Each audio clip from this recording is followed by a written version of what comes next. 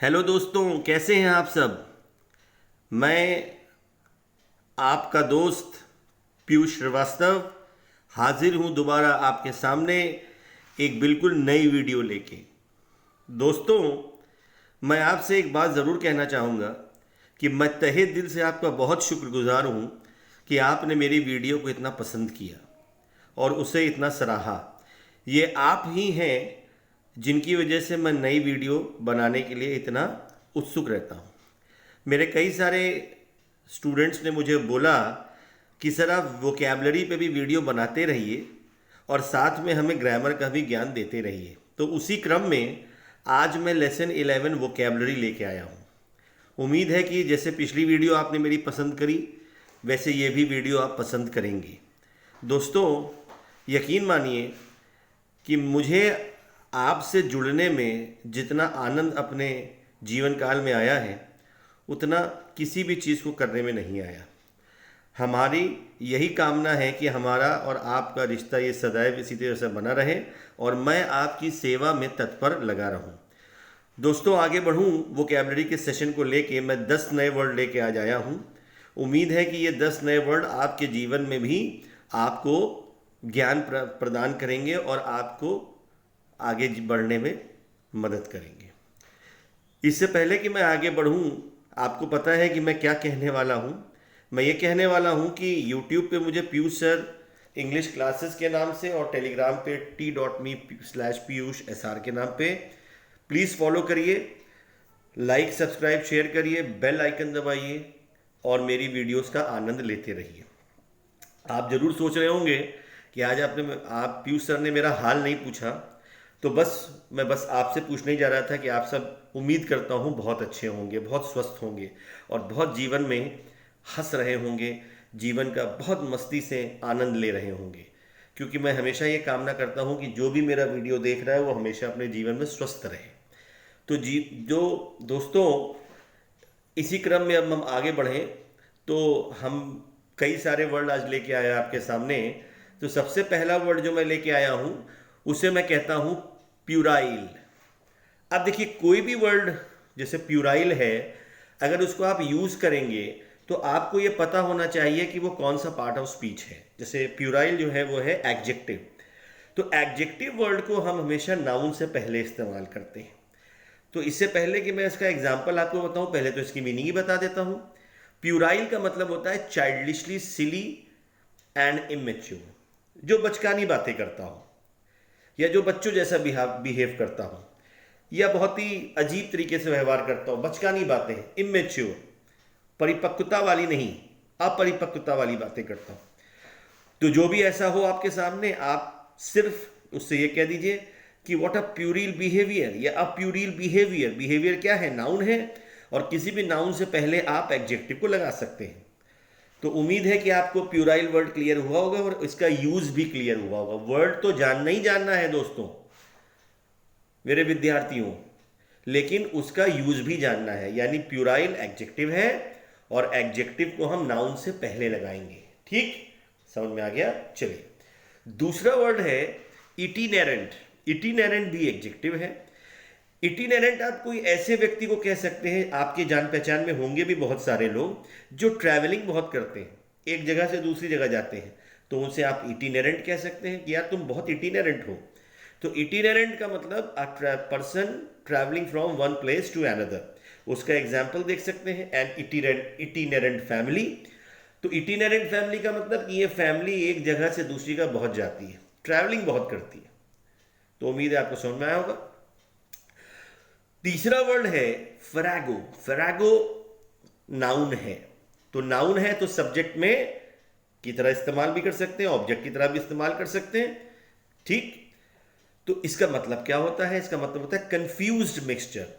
यानी जहां पे बहुत हौच पौच हो, जहां पे कोई चीज क्लियर ना हो। जैसे एग्जाम्पल में इसने लिखा है कि he told us farrago of event. उसने मुझे, हमें बहुत सारी ऐसी चीजें बताई जो बहुत ही हौच पौच थी, सीक्वेंशियल ऑर्डर में नहीं थी, बड़ी कंफ्यूजिंग थी। ऐसी चीजें उसने हमें बताई। तो उम्मीद है दोस्तों प्यूराइल, इटिनेरेंट, फरागो ये आपको क्लियर हुआ होगा। चौथा वर्ड इसके क्रम में आगे आता है, इसको हम कहते हैं गौश। तो गौश जो है वो एडजेक्टिव है, और गौश का मतलब क्या होता है? Socially awkward. ऐसा कह सकते हैं जो आदमी थोड़ा सा फूअर टाइप का है, ठीक। तो a timid and a gauche teenager. Timid मतलब डरपोक या थोड़ा सा वीक किसी चीज में। तो a timid and gosh teenager, यानी ऐसा नवयुवक जो थोड़ा सा फूहड़ भी है, ठीक है, थोड़ा डरता भी है, थोड़ा लड़कपन भी है, ऐसे को हम टीनेजर को गॉश कह सकते हैं। तो उम्मीद है आपको प्यूराइल, इटिनेरेंट, फेरागो और गौश क्लियर हुआ होगा। अब दोस्तों इसका यूसेज जरूर जानिएगा। एडजेक्टिव है तो नाउन से पहले लगेगा, और अगर नाउन है तो सब्जेक्ट या ऑब्जेक्ट में लगेगा, ठीक है। आगे चलता हूं दोस्तों। नेक्स्ट वर्ड है बैम्बूजल। अब देखिए बैम्बूजल दोस्तों वर्ब है, तो वर्ब है तो किसके बाद लगेगा? सब्जेक्ट के बाद। सब्जेक्ट के बाद हेल्पिंग वर्ब आएगा, उसके साथ ये लगा सकते हैं, जैसे मैंने एग्जांपल में दिया है, मैं अभी आगे आगे आपको बताऊंगा। तो बैम्बूजल का मतलब होता है चीट करना या फूल किसी को बनाना, ठीक, ट्रिक प्ले करना। तो एग्जाम्पल में जैसे ही वॉज बैम्बूजल्ड, तो देखिए मैंने ही सब्जेक्ट दिया है, वॉज हेल्पिंग वर्ब है, और वर्ब उसके साथ यूज किया बैम्बूजल्ड।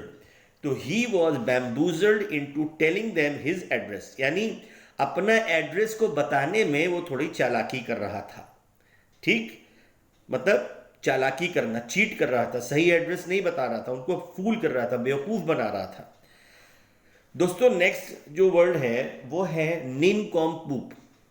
अब इसको हम निनकम्पूप भी पढ़ते हैं, तो निनकम्पूप भी नाउन है। तो निनकम्पूप आप ऐसे व्यक्ति को कह सकते हैं जो आपके आसपास हो, जो थोड़ा सा स्टूपिड है, फूलिश है, ठीक, उस व्यक्ति को हम निनकम्पूप कह सकते हैं। जैसे ही इज सच अ निनकॉम्पूप, ये कितना निनकॉम्पूप आदमी है, तो फूलिश है, स्टूपिड है। सातवां वर्ड आपके सामने ये रहा मेहम। मेहम मतलब आगे बताता हूं। मेहम जो है वो नाउन है। तो बच्चों और मित्रों, मैं आपको क्यों बता रहा हूं कि ये एडजेक्टिव है, ये नाउन है। अगर हमको इसका पार्ट ऑफ स्पीच पता होगा तो हम इसको कहां सेंटेंस में लगाएंगे ये क्लियर हो जाएगा। तो मेहम नाउन है तो फिर हम इसे ऑब्जेक्ट या सब्जेक्ट में लगा सकते हैं। Confusion and fear by a sudden shocking event, कोई ऐसा हादसा हो जाए अचानक से जिसकी वजह से अफरा तफरी हो जाए, उसे मेहम कहते हैं। जैसे एग्जाम्पल में देखिएगा, उदाहरण में, there was a complete mayhem after the explosion, यानी धमाका हुआ, उसके बाद अफरा तफरी मच गई, ठीक, लोग दौड़ने लगे, कंफ्यूज हो गए, क्या करें, समझी में नहीं आ रहा है, तो मेहम। तो उम्मीद है आपको बैम्बूजल, निनकम्पूप और मेहम क्लियर हुआ होगा। इसी क्रम में आगे बढ़ते हुए आठवां वर्ड जो आपके सामने मैं लेके आया हूं वो है स्टोइक। स्टोइक एक एडजेक्टिव है, इसको हम नाउन से पहले लगा सकते हैं, जैसे मैंने आपको पहले ही बता रखा है। ऐसा व्यक्ति जिसके ऊपर दुख का, पेन का, यानी दर्द का कोई असर ना पड़ता हो, ठीक, यानी वो दुख बिल्कुल बिना शिकायत किए झेल जाता है। तो एग्जाम्पल में आप कह सकते हैं he is a stoic person. आप खुद भी स्टोइक हो सकते हैं, आपको पेन और डिफिकल्टी जो है आप सफर कर लेते हैं लेकिन कोई कंप्लेन नहीं करते, ठीक, तो स्टोइक कह सकते हैं। नेक्स्ट है क्रेडुलस। क्रेडुलस एक ऐसा व्यक्ति होता है, पहले तो मैं बता दूं कि एडजेक्टिव होता है, इसको भी नाउन से पहले लगा सकते हैं। और दोस्तों यहां पे एक छोटी सी इंफॉर्मेशन मैं आपको दूं कि कोई किसी भी वर्ड में अगर लास्ट में OUS लगा हुआ है या FUL लगा हुआ है तो वो एडजेक्टिव होता है, याद रखिएगा। तो क्रेडुलस एक ऐसा आदमी होता है जो किसी भी बात पे भरोसा कर लेता है, रेडी टू बिलीव थिंग्स, बिना जाने समझे। तो example, credulous people can be easy target for scams. बिल्कुल सही बात है भाई, जब आप किसी पे बिना तोले और मोले भरोसा करेंगे तो आप किसी बहुत बड़े स्कैम में तो फंस ही सकते हैं। तो इसलिए क्रेडुलस वैसा व्यक्ति जो बिना किसी की बात सुने भरोसा कर ले, यानी उसकी जांच पड़ताल न करे। नेक्स्ट है और आखिरी शब्द जो है वो है गॉन्ट। गॉन्ट भी एक एडजेक्टिव है, मैंने ज्यादातर एडजेक्टिव्स लिए हैं ताकि आपको समझा सकूं कि ये नाउन्स के पहले लगते हैं।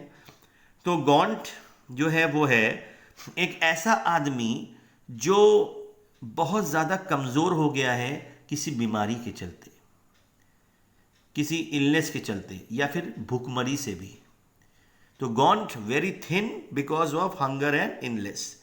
तो जैसे मैंने यहां एग्जाम्पल में लिखा है कि एग्जाम्पल में ये लिखा है हर फेस वॉज गॉन्ट एंड ग्रे। गॉन्ट मतलब दुबला पतला हो गया, और ग्रे का मतलब कि उसकी रंगत उड़ गई।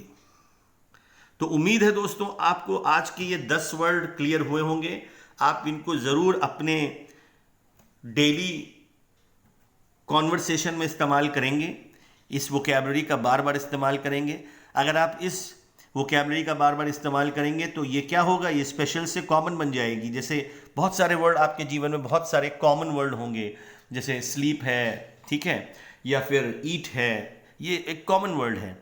तो अगर आप इसको भी यूज़ करेंगे तो ये भी धीरे धीरे आपके जीवन में कॉमन वर्ड बन जाएंगे। तो दोस्तों इस उम्मीद के साथ कि आपको ये वीडियो पसंद आई होगी, मैं आपका दास पीयूष श्रीवास्तव आपसे विदा लेता हूँ। बिल्कुल अपना ध्यान रखिएगा, घर पे रहिएगा, स्टे होम स्टे सेफ। जय हिंद।